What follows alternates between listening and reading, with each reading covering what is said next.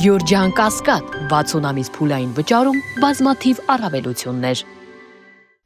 Բարև ձեզ, սիրելի հայրենակիցներ։ Կիրակի օրը Հովանավանքում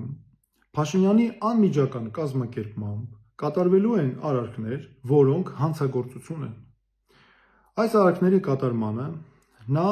նաև ներգրավել է արդեն նախկին հոգևորական կարգալույց հռչակված Ստեփան Ասատրյանին։ Ինչու եմ ես սա ասում։ Հայաստանի քրեական օրենսգիրքը 290-րդ հոդվածը քրեական պատիժ է նախատեսել կրոնական ծեսի կատարումը խոչընդոտելու համար, ինչպես նաև ավելի ծանր պատիժ, եթե դա կատարվել է ծառայողական լիազորությունն օգտագործելով կամ այդ լիազորության պայմանավորված ազդեցությունը օգտագործելով։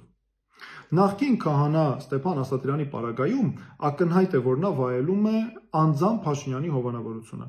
Նաև ակնհայտ է, որ նա ինքը գիտակցում է, որ Փաշինյանն անձամբ կանգնած է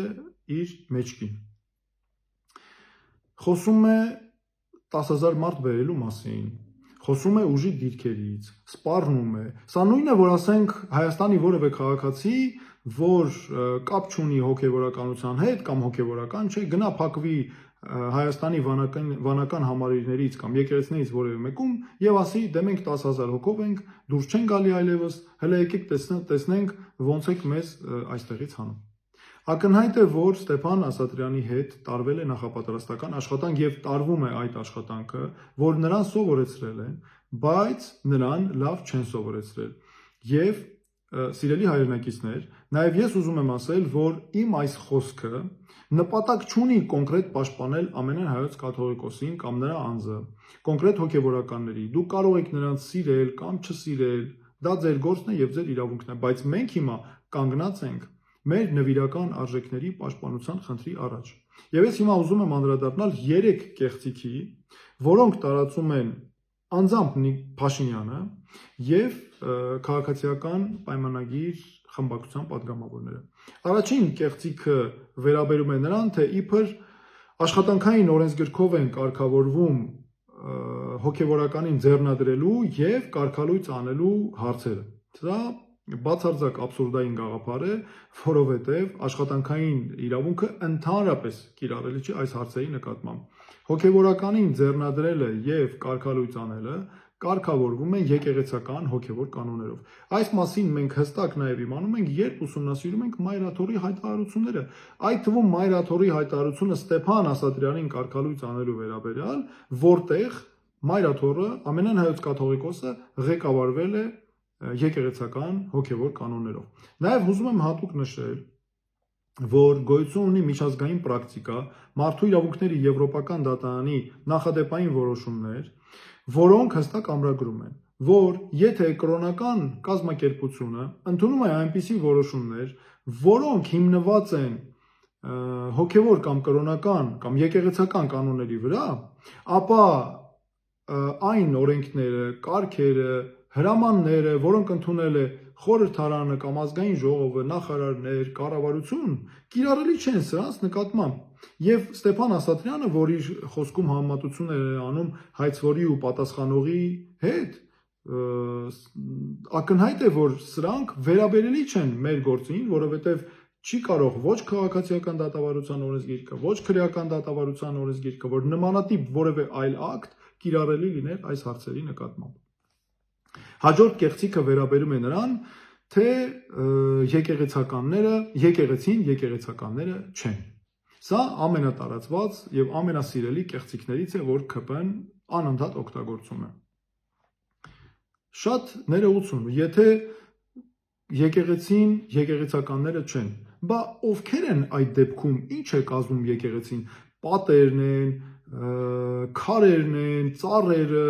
խոտերը, սա նույնն է, որ ասենք զինված ուժերը, զինվորականները չեն։ Այդ դեպքում ինչ է կազմում զինված ուժերը, զորամասերի պատերը, քարերը, զինվորական տեխնիկան, չի լինում, չէ՞ այսպես։ Դրա համար զինված ուժերը նախևառաջ զինվորականներն են, ինչպես եւ եկեղեցին նախևառաջ եկեղեցականներն են։ Մյուս կեղծիքը վերաբերում է անձամբ Փաշինյանի ձևակերպած կամ խորամանկ ձևակերպմանը, թե իբր ես հայ առաքելական եկեղեցու հավատավոր հետևորդ եմ եւ դա օգտագործելով միջամտում է եկեղեցու ներքին գործերին։ Այստեղ նախ եւ առաջ պետք է հստակ արձանագրենք, որ եկեղեցին Հայաստանի բոլոր օրենքներով եւ սահմանադրությամբ անջատ է պետությունից։ Պետությունը ճանաչում է հայաստանյաց առաքելական Սուրբ եկեղեցու ինքնակառավարման իրավունքը։ Հայաստանյաց առաքելական Սուրբ եկեղեցին գտնվում է պետության պաշտպանության ներքո։ Եվ ցանկացած քայլ, որը միջամտություն է եկեղեցու ներքին գործերին, դա խախտում է Հայաստանի օրենքները։ Հետևաբար, վարչապետը, որ փորձում է թաքնվել եկեղեցու հավատավոր հետևորդ լինելու այդ կեղծ շղարշի ներքո, չի կարող խախտել իր լիազորությունները, անկախ նրանից, թե ինչ է զգում, ինչ է պատկերացնում, ինչ պատկերացումներ ունի ներքին ինքն իր մասին։ Հիմա եկեք տեսնենք, թե թվարկենք, թե ինչպես է իրականացում արշավը եկեղեցու նկատմամբ։ Սկզբում Փաշինյանը սկսեց նրանից, որ սկսեց օգտագործել հայոյախառն արտահայտություններ, սփռել ատելություն ամենայն հայոց կաթողիկոսի եւ հոգեվորականների նկատմամբ։ Դրանից հետո տեսան, որ սա չի աշխատում, սկսեցին ներգրավել իրավապահ մարմիններին, որպեսզի կոմպրոմատներ հավաքեն ամենայն հայոց կաթողիկոսի եւ հոգեվորականների անձնական կյանքի վերաբերյալ։ Ընդ որում այս մասին նաեւ անթակույց հայտարարում էին, օրինակ Երևանի պետական համալսարանում ուսանողների հետ հանդիպումը սրա վառ օրինակն է, որտեղ Փաշինյանը հայտարարել է, որ հատուկ ծառայություններին հանձնարարել է հենց այսպիսի կոմպրոմատներ հավաքել։ Դրանից հետո շարունակում էր Facebook-ում գրառումները կամ այլ հարթակներում, որով շանտաժի էր ենթարկում հոգեվորականներին ու ներկայացնում կոնկրետ տարաբնույթ պահանջներ։ Տեսան, որ սա էլ չի աշխատում, ինչ սկսեցին անել։ Սկսեցին փնտրել կարգալույց հոգեվորականների։ Դրանից հետո սա էլ չաշխատեց։ Սկսեցին փնտրել, որ ամենավտանգավորն է հայոց եկեղեցու միասնականության տեսանկյունից գործող հոգեվորականներ եւ այդ գործող հոգեվորականների միջոցով սկսեցին պարակտել ու հիմա էլ շարունակում են պարակտելու ու քանդելու գործընթաց հայոց եկեղեցու։ Ակնհայտ է, որ այս ամենը, այս ողջ քաղաքականությունը սև ու սպիտակը եկեղեցու ներս տեղափոխելու ռազմավարություն է։ Եվ սրանով ինչ նպատակներ է նաև հետապնդում անձամբ Փաշինյանը։ Նախ եւ առաջ կատարել ադրբեջանական պահանջները, ադրբեջանական իշխանությունը հռչակել է հայոց եկեղեցին որպես թշնամական կառույց եւ 5-րդ չարասյուն,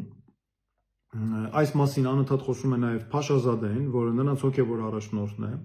Փաշինյանը նպատակ ունի սրանով եկեղեցին, այս արշավով եկեղեցին դարձնել ՔՊ-ի քարոզիչ եւ ՔՊ-ի կցորդ։ Ու առհասարակ ակնհայտ է, երբ ուսումնասիրում ենք հատկապես Փաշազադեի հայտարարությունները, որ Փաշազադեն ու Փաշինյանը գործում են այստեղ իրար լրացնելով։ Ուզում եմ նաև հստակ, որպեսզի մենք արձանագրենք, սիրելի հայրենակիցներ, որ այս գործընթացն այլևս հակաքրիստոնեական է եւ քրիստոնեության պաշտպանության դիրքերի մասին է, հարցը այստեղ պետք է դրվի։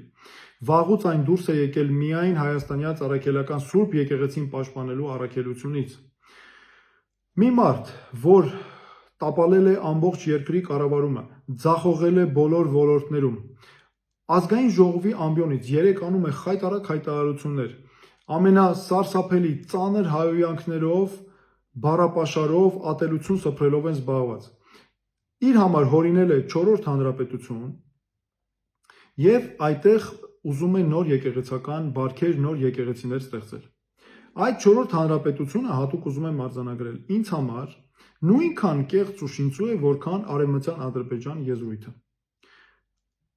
Նիկոլ Փաշինյանը այդպես էլ դուրս չեկավ դեղին մամուլի լրատվամիջոցի ղեկավարի իր կերպարից։ Ինչ են անում։ Բերում են գործող հոգեվորականների, այս վերջերս հատկապես դա շատ տարածված է։ Բամբասանքի մակարդակի խոսակցություններ են վերհանում, ինչ որ ներքին խոսակցություններ տարբեր մակարդակներում, իբր որ տեղի են ունեցել ամենայն հայոց կաթողիկոսի, տարբեր հոգեվորականների հետ, որ ընդհանրապես ստուգել չես կարող արդյոք նման բան տեղի ունեցել, թե չէ։ Հետո էմոցիաներ առաջացնող ինչ որ սուր բառեր է կպցնում դրանց վրա եւ գալիս է արդեն մարդկանց ուշադրությունը գրավելու համար, մարդկանց վրա ազդելու համար ունենում է ատելություն, ամենածանր ատելությունը պարունակող ելույթները ազգային ժողովի ամբիոնից։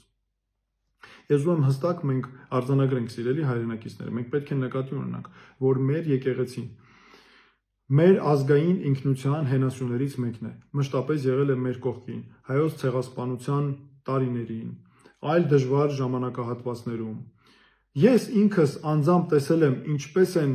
հայ հոգևորականները քարորյա պատերազմի ժամանակ, 44-օրյա պատերազմի ժամանակ զենքը ձեռքներին կռվում առաջնագծում։ Մենք ունենք հոգևորականներ, որոնք անհետ կորած են, որոնք արիաբար զոհվել են, որոնք վիրավորվել են պատերազմում եւ մինչեւ հիմա շարունակում են իրենց ծառայությունը։